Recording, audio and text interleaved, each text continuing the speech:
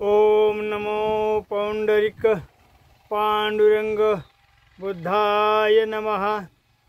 पाली धम्मलिपी आणि बुद्धविचार वारकरी संत साहित्याच्या अभंगातून बुद्धविटेवरी हे चॅनल आपले सहर्ष स्वागत करीत आहे। आणि अत्यंत महत्त्वाच्या व्हिडिओला आजची माझी सुरुवात होत आहे।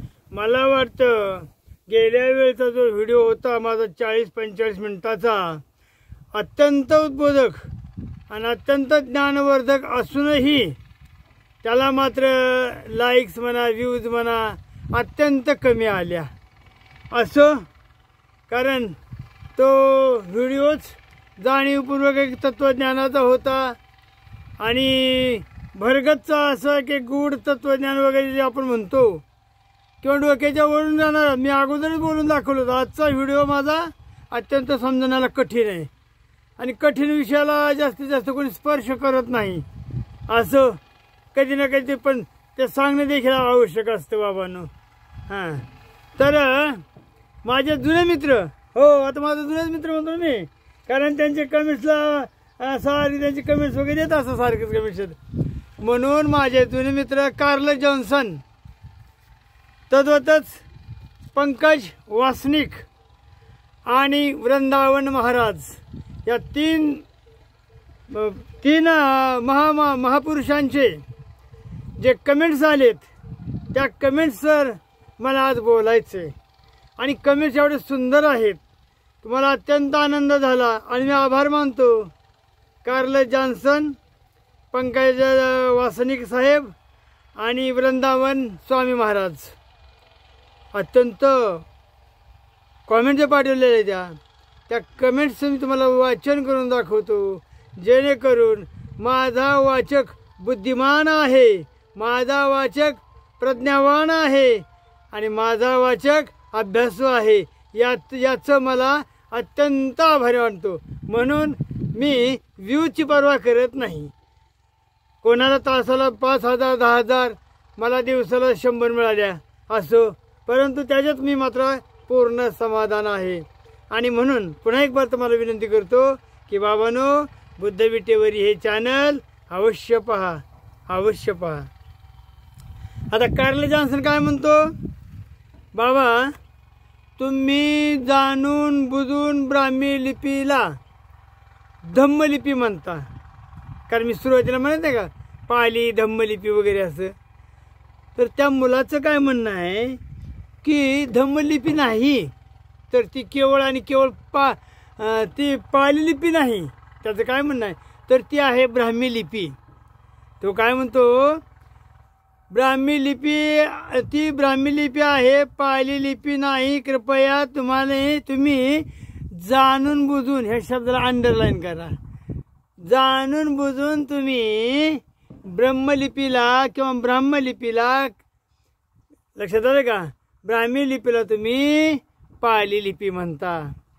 आणि म्हणून त्या पोरानं मला सांगितलं की जसं संस्कृतला देववाणी म्हटलं जातं, संस्कृतला देववाणी म्हटलं जातं, तसं तुम्ही जी संबोधन वापरलंय पाली लिपी, तर ती पाली लिपी नसून ती धम्मलिपी आहे।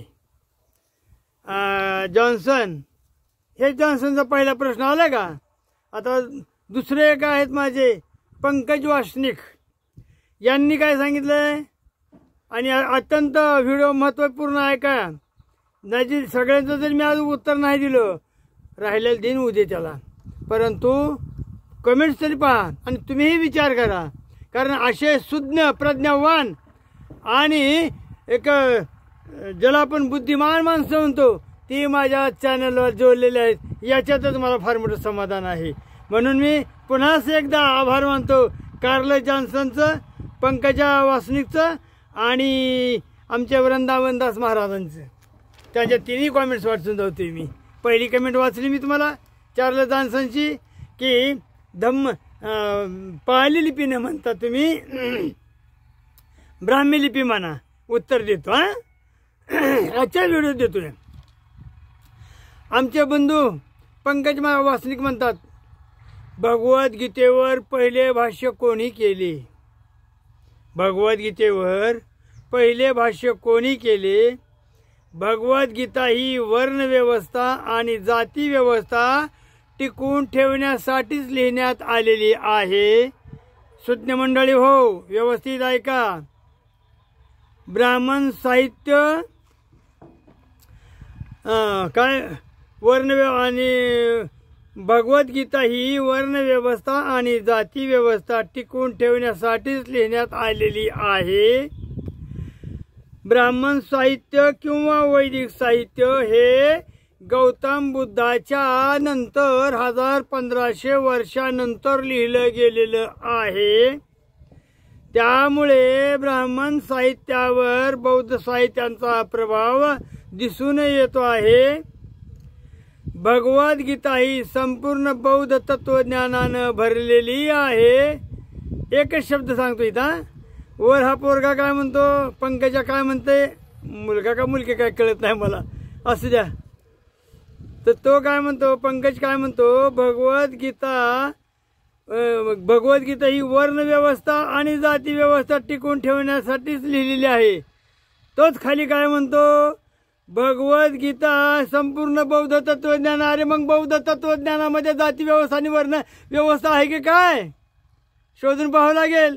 कारण तुम्ही जर म्हणत असाल की वर्णव्यवस्था आणि जाती व्यवस्था टिकवून ठेवण्यासाठीच भगवद्गीता लिहिली, आणि दुसरं वाक्य तुमचंच आहे की भगवद्गीता ही संपूर्ण बौद्ध तत्वज्ञानाने भरलेली आहे, म्हणजे बौद्ध तत्वज्ञानामध्ये जाती व्यवस्था वर्णव्यवस्था आहे की काय? दोन्ही प्रश्नांची उत्तर मी देतो ना. आहे. बौद्ध तत्वज्ञानाच्या साहित्यामध्ये देखील जाती व्यवस्था आहे, वर्ण व्यवस्था आहे, हे मी ठासून सांगतो. आणि दोन्हीचे तुम्हाला उदाहरण देऊन सांगतो. काळजी करू नका. पण पोराची कमेंट्स बघा ना कशी आहे ते. वर काय म्हणतो, भगवद्गीता ही जाती व्यवस्था आणि वर्ण व्यवस्था टिकून ठेवण्यासाठी लिहिलेली आहे. आणि खाली काय म्हणतो तो, भगवद्गीता हे बौद्ध वाङ्मयाचीच ट्रू कॉपी आहे वगैरे वगैरे काय असेल ते. दोन्हीचं व्यवस्थित उत्तर देतो बंधूंनो, काळजी करू नका. मात्र मी टीकात्मक कधी बोलत नाही, अजिबात नाही. जे तुम्हाला ज्यावेळी मी मनुस्मृतीवर भाष्य करीन त्यावेळी मनुस्मृतीमध्ये असणारे चांगले गुण देखील तुम्हाला मी दाखवीन. तद्वतच जे काही वाईट असेल तेही दाखवीन. म्हणजेच बौद्ध तत्वज्ञानामध्ये जाती व्यवस्था आहे का, आहे. वर्ण व्यवस्था आहे का, आहे. त्याचं मी सांगेन तुम्हाला. भगवद्गीतेमध्ये जाती व्यवस्था आहे का, आहे. वर्णव्यवस्थेचं का, वर्णव्यवस्थेला मोठीपणा दिला का, तर तेही दिलेलं आहे. म्हणजे मी केवळ दोन्ही बाजू मांडून देणार. सावरकर हे स्वातंत्र्यवीर आहेत का, आहेत. सावरकर हे माफीवीर आहेत का, आहेत.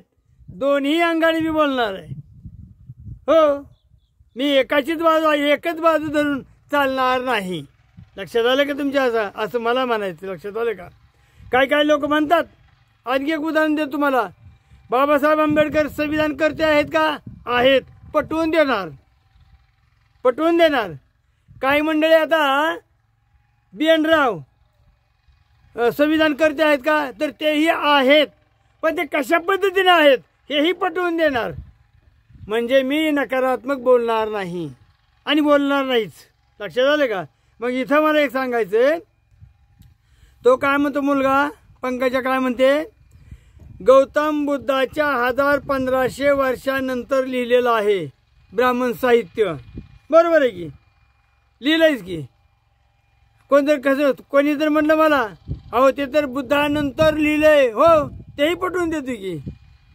कोणी जर म्हणलं ते बुद्धाच्या अगोदर साहित्य आहे, हो तेही बोलून देतो. म्हणजे मला काय म्हणायचं आहे, मी दोन्ही बाजू तुमच्या समोर ठेवणार. निर्णय हा तुम्ही घ्यायचा असतो, काय असतं तो. पण पटवून मात्र ठेवतो का सगळं ठेवणार आहे. तिबेटमध्ये बौद्ध धर्म सातत्यानं 8व्या शतकानंतर गेला. पंकजा म्हणतो तिबेटमध्ये बौद्ध धर्म 7व्या-8व्या शतकानंतर गेलेला आहे. आणि ज्या देशात तो धर्म गेला, बौद्ध धर्म, तिथली मूळ संस्कृती अंडरलाईन वर घाला, कारण ह्याच्यावर लेखन बसणार आहे. आता तिथली मूळ संस्कृती आणि बौद्ध धर्म यांचा तिथं संस्कृती संगम झालेला आहे. संस्कृती संगम. हो. आता उदाहरणार्थ बौद्ध धर्म चीनमध्ये गेला, तिथला जो मूळ धर्म होता कन्फ्युशन, त्याचं मिश्रण झालं. मग आज आपण म्हणतो चीनमध्ये बौद्ध धर्म प्रसार मोठा आहे ना, पण तिथे कन्फ्युशियन्स हाही धर्म आहे. त्या दोन्ही धर्माची मिसळ झाली तिथं. आमच्या भारतामध्ये बौद्ध धर्म हा हिंदू धर्माचा भागच आहे. हे मात्र ह्या वाक्याला मात्र माझा अजिबात नकार नाही. आणि कसं ते मी पटवून देणार आहे, ही ज्ञान महायान 4 आर्यसंगतीमधनं. हे 84,000 वगैरे स्तूप किंवा मंदिरं विहार वगैरे हे एकच आहे. बौद्ध धर्म हा हिंदू धर्म बौद्ध धर्म दोन्ही सनातन धर्म आहेत. प्लस त्याच्यामध्ये जैन धर्म आणि शीख धर्म देखील येतो. एक वृक्ष आहे मोठा, सनातन वृक्ष आहे. त्याच्या ह्या फांद्या म्हणलं तर तुम्ही चालेल त्याला. हा विचार आपण करावा. कशाला वेगळे पण कशासाठी करायचं, आणि मी कोणीतरी वेगळाच आहे दाखवायचं कशासाठी. लक्षात आलं का? सनातनचा अर्थ ये धम्म सनातन. म्हणून मला सांगायचं तात्पर्य आहे की मी एक अंगी एकाच बाजूनं कधीच बोलणार नाही. आणि आजचा व्हिडिओ म्हणूनच तुम्हाला सांगतो, पटवून देण्याची क्षमता आपली आहे. म्हणून कृपया आपण पूर्ण व्हिडिओ पहा.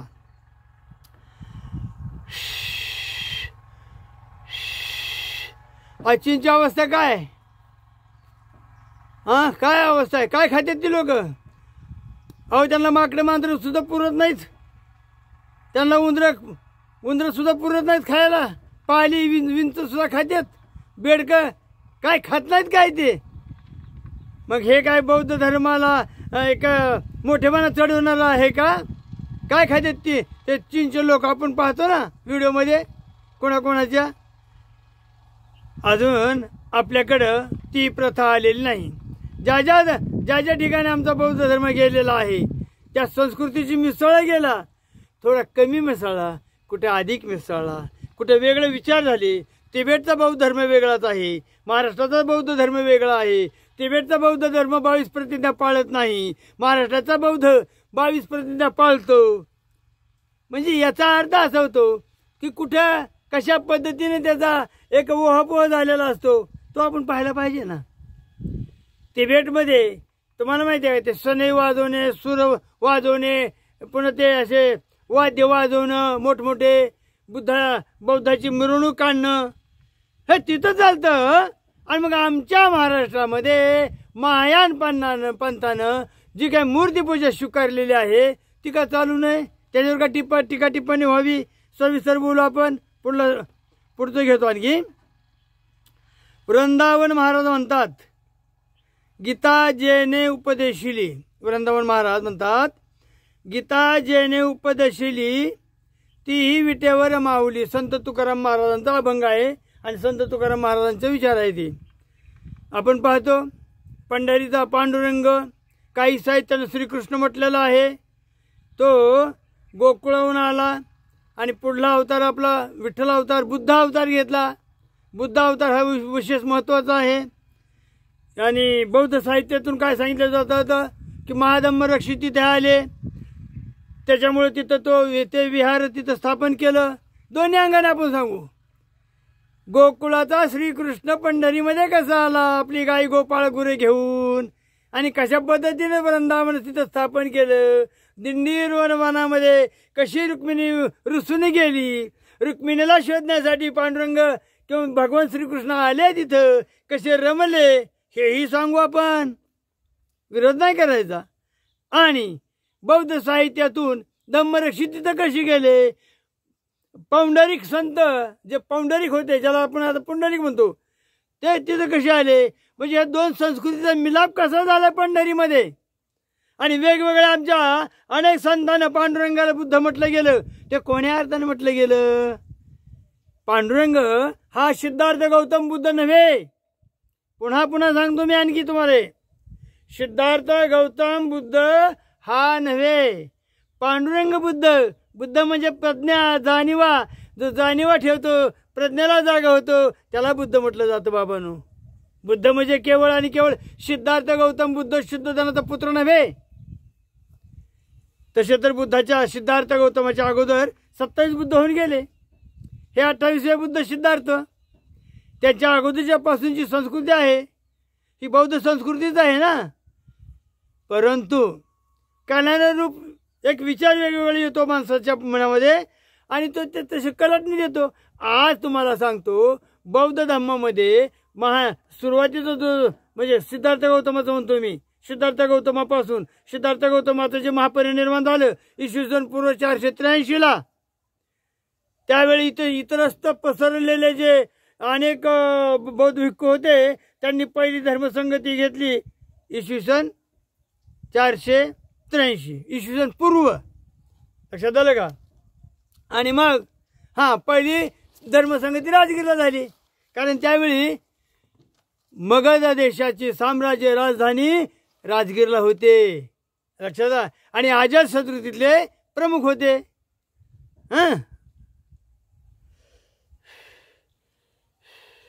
नंतर पाटलीपुत्रमध्ये उदयन महाराजाने पाटलीपुत्राची स्थापना केली. बिंबिसारचे पुत्र.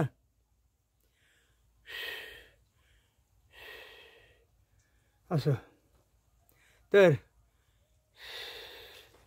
आता मी कार्लस जॉन्सनच्या संदर्भामध्ये बोल